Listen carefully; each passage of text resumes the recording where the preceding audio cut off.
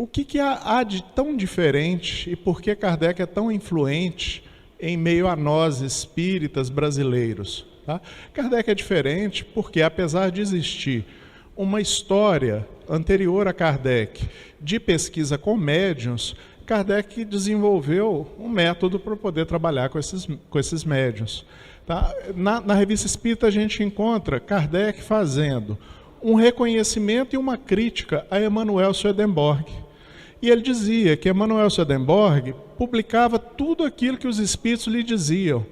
E que algumas das coisas que eram publicadas, como havia falado o Pedro para a gente, tá, misturava a cultura e a crença da época com aquilo que os espíritos queriam dizer. E é por isso que Emanuel Swedenborg coloca alguns temas que nada têm a ver com o espiritismo, mas que teriam a ver com a tradição cristã da região de onde Swedenborg vivia. Kardec, então, resolveu pesquisar médiuns diferentes, nós conhecemos essa história, tá? E o que Kardec tem em mente é que se ele obtém uma mesma informação, uma informação consistente, através de diferentes médiuns, essa informação ela está melhor sustentada do que uma informação que um médium traz isoladamente. Isso parece que a gente esqueceu, né? Porque o que acontece? As pessoas, às vezes, como o Pedro também diz, se interessam pela novidade, pelo diferente, pelo místico, tá? Ao invés de buscar a informação que está sustentada, a informação que tem uma base em diferentes falas de espíritos.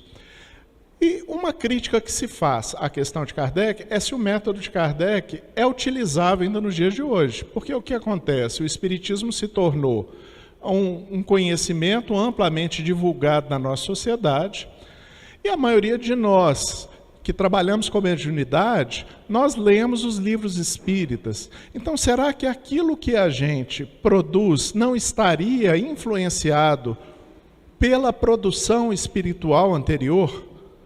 Não sei se ficou clara a colocação que eu estou fazendo. Tá? Será que a gente, na verdade, estuda e repete aquilo que estudou? Tá? Então, onde que o método de Kardec valeria para nós? Então, eu peguei um caso muito curioso, que é um caso que inverte, põe de ponta cabeça o trabalho original de Kardec, mas que mantém a linha metodológica. É um mesmo espírito falando através de médiuns diferentes.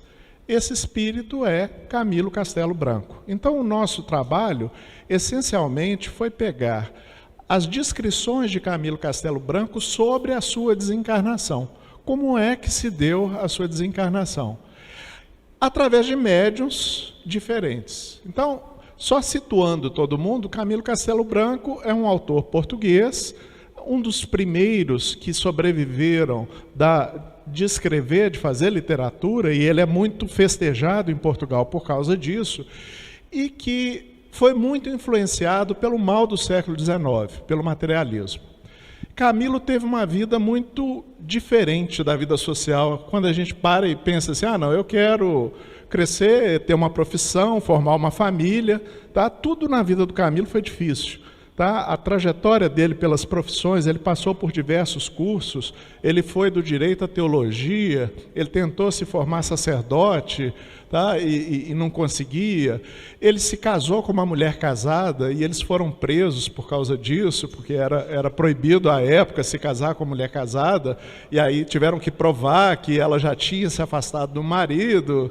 Tá? Até hoje é proibido, né? Assim, mas ninguém, não passa pela cabeça de ninguém, né, Cabral? Bom, voltando ao Camilo Castelo Branco, e ele adoeceu, ele pegou sífilis durante a vida dele, e a sífilis foi fazendo estragos no corpo de Camilo Castelo Branco.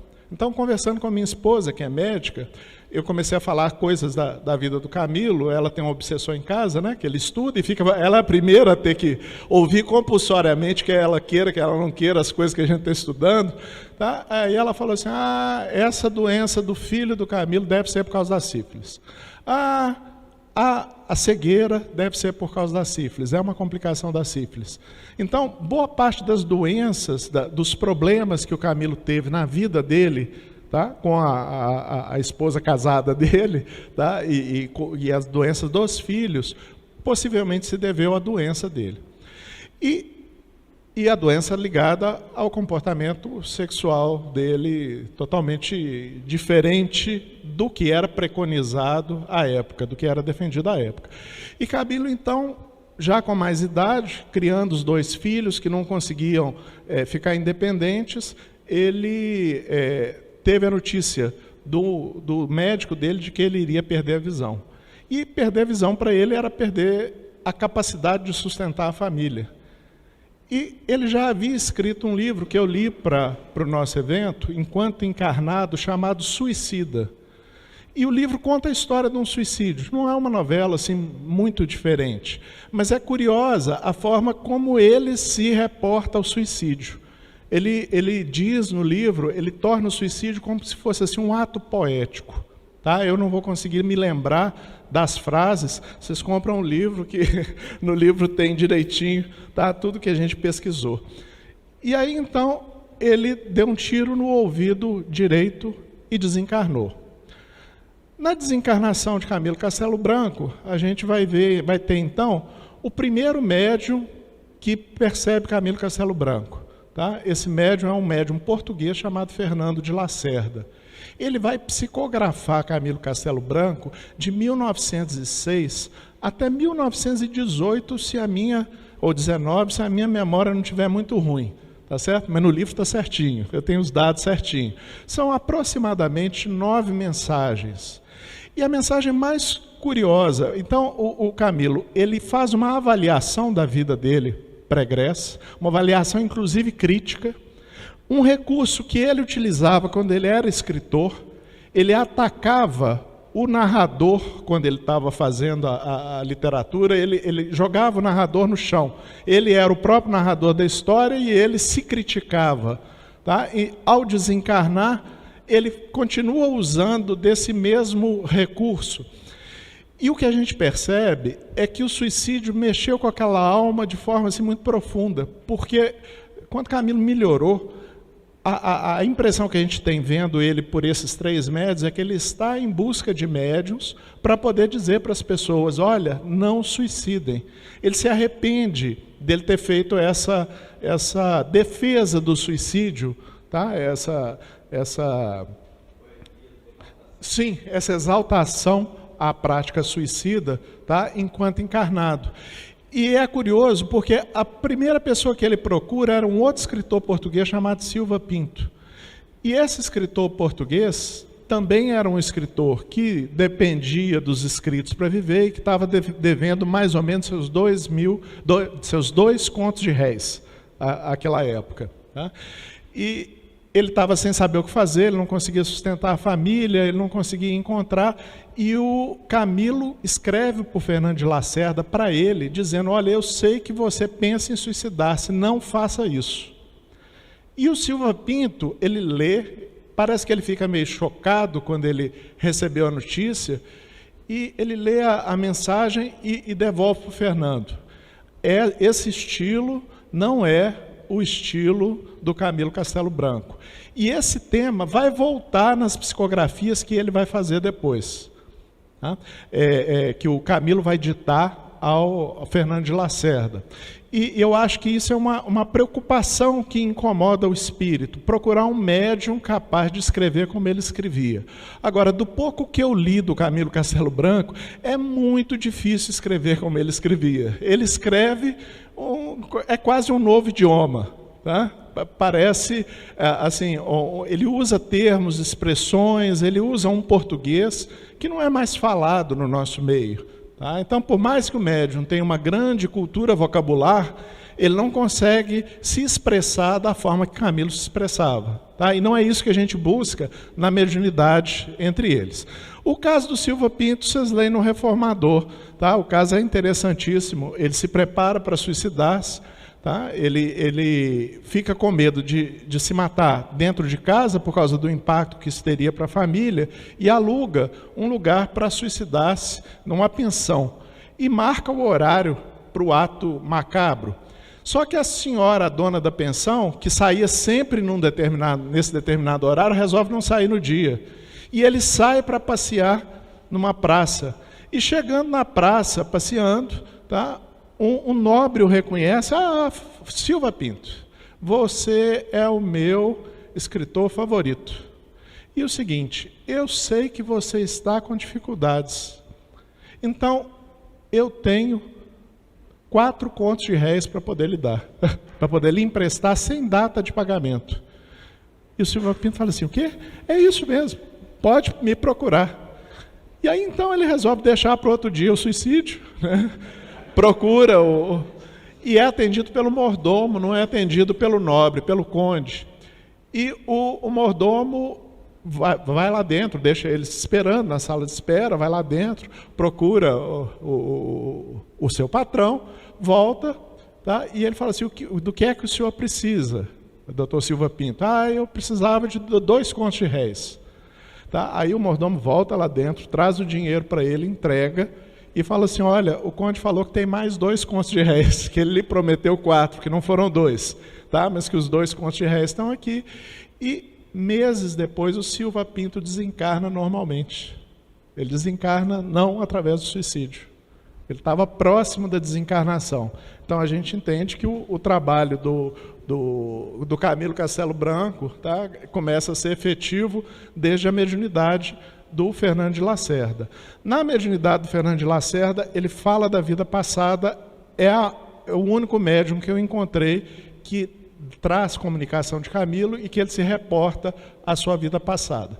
Aí depois eu encontrei 2 médiuns, um chamado Ivone do Amaral Pereira, né? Eu até atrapalhei o Pedro, ele estava em casa, menino no colo, a gente ouvia lá pela internet, pelo celular, a menina chorando e tal.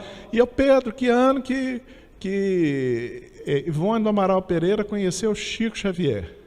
Aí o Pedro, lá todo apertado, falou assim: 54 ou 55, Jada. Eu vou olhar aqui para você. E eu fiquei assim: nossa, meu Deus do céu, com um menino no colo chorando, né? E que se a menina está no colo chorando, a esposa deve estar olhando, né? E o olhar não deve ser aquele olhar tranquilo, né? E daí a pouco ele me manda lá pela internet a fotografia de um dos livros dele, que tinha lá a data que conta o primeiro encontro de Ivone com Chico Xavier. Então, relembrando a palestra do Pedro, Ivone começou a psicografar em 1926. E desde 1926, se o Pedro não me consertar, tá, ela começa a psicografar o Camilo Castelo Branco. Ela psicografa nesse período, segundo os seus biógrafos, até 1941. E em 41, ela tem um período em que ela fica de 4 anos sem psicografar. Tá? E do jeito que as pessoas descrevem, tá? Eu posso estar errado, apesar de ter o diploma de psicólogo, tá? Mas eu acho que Ivone teve um agravamento do seu quadro de depressão, tá? Durante a trajetória dela. Deve ser muito difícil para uma pessoa ter um quadro de depressão e não ter nenhum dos recursos que a gente tem hoje para essa doença, porque a depressão é uma doença. Tá? Hoje a gente tem uma série de medicamentos chamados antidepressivos que auxiliam a retirar a pessoa da crise. E a Ivone não tinha isso, ela não tinha dinheiro, ela só tinha mediunidade mesmo para poder, e o movimento espírita, o meio espírita, para poder lidar com os seus problemas, os seus sofrimentos psíquicos, os seus transtornos mentais. Então, ela psicografa e ela não conhece o Chico Xavier. Né? Até um determinado ponto, eu também não vou contar a história do Memórias de um Suicida, tá? Mas no livro a gente encontra toda uma descrição do período em que em que Camilo Castelo Branco havia suicidado. Desde o momento do suicídio até ele ser levado pelos lanceiros para a instituição espiritual descrita no livro. Tá? E a Ivone, ela é uma médium detalhista. Ela parece minhas alunas de psicologia. A gente entrava em sala de aula, elas faziam um screening na gente assim. Eu, pelos olhos delas, eu já via que elas estavam olhando qual a cor do sapato, se o sapato estava velho, se a roupa não sei o quê. E a Ivone tem essa capacidade. Ela, quando ela descreve, tá? Minha filha fala assim, nossa, parece Machado de Assis, porque ela recompõe o cenário, e isso é uma característica da mediunidade romancista da Ivone. Então, dos 3 médiuns, ela, Chico e Fernando de Lacerda, ela é a que mais consegue, numericamente, porque eu separei aqui cada ponto de informação, dar descrições do que passou Camilo Castelo Branco durante a desencarnação. Eu estou falando do Chico, onde que o Chico entra nessa história? Todo mundo deve ter se lembrado, a gente fala do Memórias de um Suicida, esse livro tem o contraponto dele, que é o Martírio dos Suicidas, que foi escrito por Almerindo Martins de Castro, tá? Um espírita do Rio Grande do Sul, se não me falha a memória. Nesse livro, existe uma transcrição de uma mensagem de Camilo Castelo Branco por Chico Xavier, psicografada em 1936. Então, Ivone começou a psicografar em 26, o Chico psicografou em 36, o Martírio saiu depois, possivelmente a Ivone, que ela só teve contato com Camilo Castelo Branco até 41, quando ele voltou para poder dizer para ela assim, olha, eu vou reencarnar, 45, 48. Não. Tá no livro. Tá? Acreditem em mim, gente. Tá? A Ivone recebeu o Camilo e depois ela recebe Leon Denis, que chega para ela e fala assim, olha, esse livro, Memórias de um Suicida, ele não está completo. Você aceita completar o livro? Porque ele só tem a narrativa do Camilo Castelo Branco. É preciso transformá-lo num livro espírita. É preciso que haja a explicação espírita das coisas que o espírito faz. Se você quiser, eu estou à sua disposição. Então, entre o Chico e a Ivone só vai encontrar com o Chico 55, 54?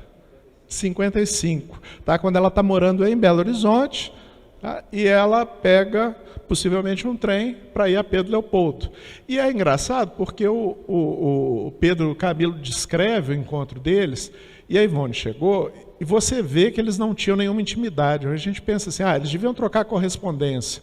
Tá? Ali, naquela descrição, não parece que eles se conheciam, porque se pergunta para a Ivone, o Chico pega faz uma psicografia de um poeta português e entrega para Ivone Pereira essa psicografia, e o poeta fala para ela que ele se lembrava da época do suicídio dela em Portugal, porque ele era rapazinho quando aconteceu. Antero de Quental, exatamente. E a Ivone fala assim, olha, não, eu acredito que essa mensagem é verdadeira, porque não tem como o Chico saber que eu reencarnei em Portugal e que eu suicidei durante essa encarnação. Então, você vê que eles não tinham muita intimidade um com o outro, eles não se conheciam, eles estavam se descobrindo pela primeira vez.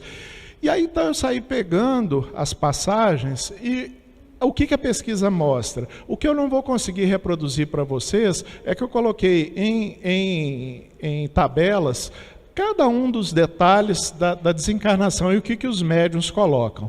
A conclusão interessante da pesquisa é que a Ivone é o médium que mais dá detalhes, o Chico, todos os detalhes que o Chico passa, a Ivone também passa, então você encontra uma consistência entre as informações do Camilo pela Ivone e as informações do Camilo pelo Chico.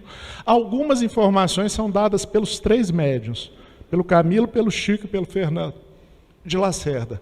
Tá? Então, essas seriam as coisas. Eu posso dar, por exemplo, passar alguns exemplos aqui para vocês. Olha só. Então, todo mundo sabe que Allan Kardec tem uma parte do livro O Céu e o Inferno em que ele trata do suicídio e dos suicidas. Tem relatos de suicidas. Mas os detalhes do relato da Ivone e do Chico eles transcendem aqueles que estão lá. Isso dá um novo trabalho para quem se dispuser a comparar as informações que tem aqui com as informações que a gente encontra em Kardec. Então eu vou pegar algumas informações que são comuns. Olha só, a Ivone escreve assim, o Camilo dizendo, ele acabou de desencarnar, ouvia um vozerio ensurdecedor, os espíritos falando no plano espiritual, ele se queixando. Aí na mediunidade do Chico, o átito do nosso ser é um âmbito misterioso, onde se ouvem rugidos do remorso, lamentações do arrependimento. Então, é ele também falando, tá, de uma situação semelhante. E no País da Luz, o Fernando de Lacerda psicografa. Eu também, durante muitos anos, ouvi esses gritos horrorosos, como berros de precito. Berros de precito é uma expressão que a gente não usa hoje. Tá? Então, os três falando desse vozerio no plano espiritual. E aí a coisa segue, uma outra. A Ivone fala assim, começou a gritar como os demais. E o Chico psicografa assim, ululamos, gritamos, suplicamos, choramos, brada-se, estertora-se, geme-se, blasfema-se. Ele descrevendo a situação dele no mundo espiritual depois da desencarnação. Então, a gente encontra semelhanças em detalhes que não são detalhes gerais, são detalhes específicos, e não encontra discrepâncias das psicografias dos médiuns. Então, isso, a nosso ver, é uma das coisas que a gente pode fazer com a literatura mediúnica nos dias de hoje, tentando verificar a consistência das diversas informações que os espíritos nos passam. Esse aqui seria o nosso trabalho.